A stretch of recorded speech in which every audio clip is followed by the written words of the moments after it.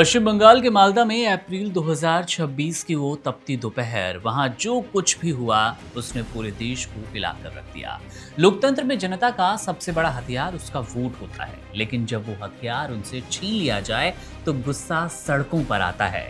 मालदा में आम नागरिकों ने वोटर लिस्ट से नाम कटने के विरोध में जजों तक को बंधक बना लिया। ये कोई मामूली कानून व्यवस्था की समस्या नहीं थी, बल्कि केंद्र सरकार के तहत आने वाले चुनाव आयोग की एक बड़ी लापरवाही थी। इस लापरवाही ने करोड़ों लोगों के भविष्य पर सवालिया निशान लगा दिया। अब इस पूरे संकट की जड़ में था स्पेशल इंटेंसिव रिवीजन, यानी कि एसआईआर। ये एक प्रक्रिया है जो कि सुनने में ये शब्द बहुत तकनीकी भी लगता है, लेकिन असल में ये लाखों लोगों के लोकतांत्रिक अधिकार को कुचलने का एक औजार बन गया।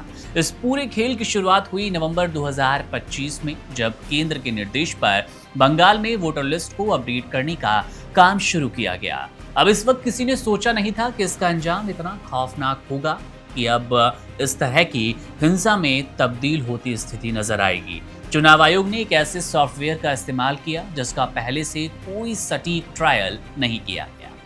अब इस सॉफ्टवेयर ने बिना किसी जमीनी जांच के रातों रात 61 लाख लोगों के नाम वोटर लिस्ट से हटा दिए और 60 लाख अन्य लोगों को संदिग्ध की श्रेणी में डाल दिया। ये संदिग्ध वाली कैटेगरी भारतीय चुनाव के इतिहास में पहली बार देखी गई। अब इस कैटेगरी ने आम आदमी को अपराधी जैसा महसूस कराने पर मजबूर कर दिया।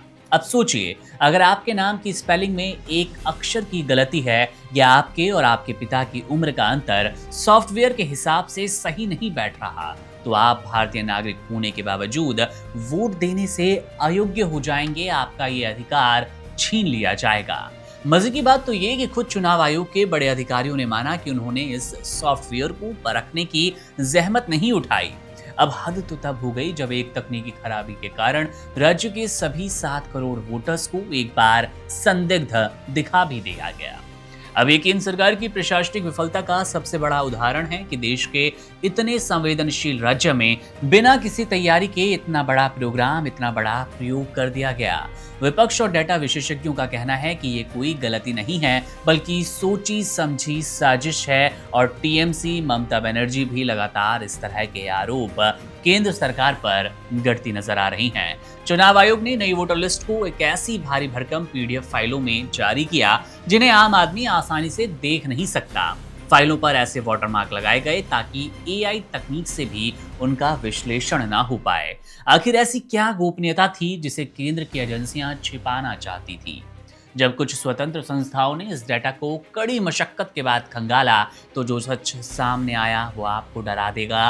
बंगाल को झकझोर रहा है। जिन 10 जिलों में मुस्लिम आबादी ज्यादा है, वहां संदिग्ध वोटरों की संख्या सबसे अधिक है। मुर्शिदाबाद जैसे इलाकों में लाखों लोगों के अधिकार छीन लिए गए और इतना ही नहीं, मटुआ समुदाय जैसे हिंदू शरणार्थी क्षेत्रों में भी नाम कटने की दर औसत से दोगुनी थी। अब ये आंकड़े साफ करते हैं कि इस प्रक्रिया का मकसद केवल अवैध घुसपैठ रोकना नहीं, बल्कि एक खास राजनीतिक समीकरण साधना भी था। मुख्यमंत्री ममता बनर्जी ने सीधे केंद्र की मोदी सरकार पर निशाना साधते हुए इसे चुनाव जीतने का षड्यंत्र करार दिया।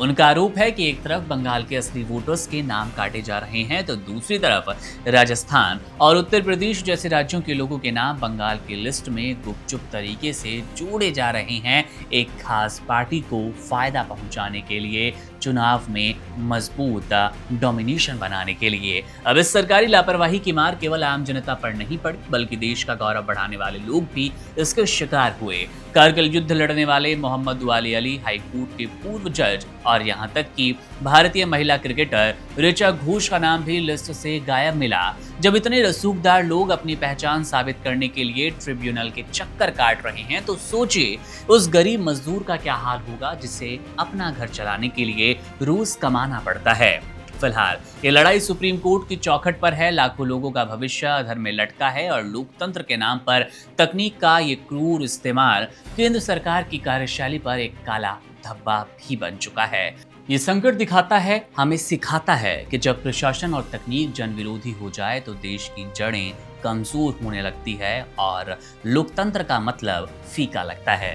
बहरहाल इस मामले को, इस गड़बड़ तकनीक को आप कैसे देखते हैं, कैसे समझते हैं? कमेंट बॉक्स में अपने सवाल, कमेंट बॉक्स में अपनी टिप्पणी और सीधे तौर पर अपनी राय जरूर दीजिएगा। मेरा नाम है मुकुंद, आप बने रहिए वन इंडिया के साथ। शुक्रिया। Subscribe to One India and never miss an update. Download the One India app now.